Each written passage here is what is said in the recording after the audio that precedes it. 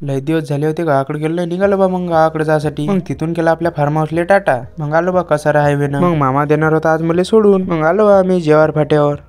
मग आलो आम्ही मोकळ्याच्या बस स्टँडवर। हे मोकळ्याचा बस स्टँड। मग आपली बस लागायची होती तर चाल म्हणे मामा चाय पिऊन येऊ म्हणे। तुम्हाला तर माहित आहे फुकटाचं तर कुठे सोडत नाही। गेलो बा ह्या चायच्या दुकानावर। हे होय तिचं सह्याद्री अमृततुल्य। मग तिथं भडकावला बा गरम गरम चाय पेपर्यंत आली मग आपली लालपरी। मग हे बा आपली लालपरी आणि हे काका तर कमरेवर हात ठेवून विचार करत होते। मग तिथून बसलो लालपरीत ना, तिथून केला मोगाड्याला टाटा। मग काढली बा तिथे तिकीट। भाषा वाजव भाषा, आता मजाक नको करू, चांगला मोसम आहे खरंच वाजव।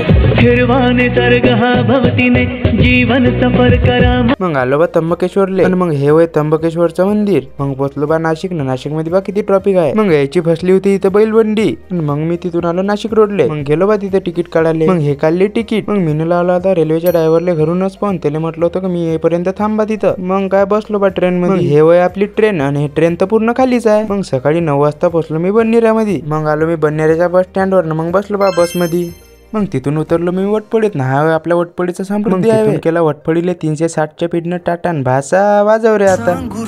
मला गाव सुटना कसं सांगू राणी मला गाव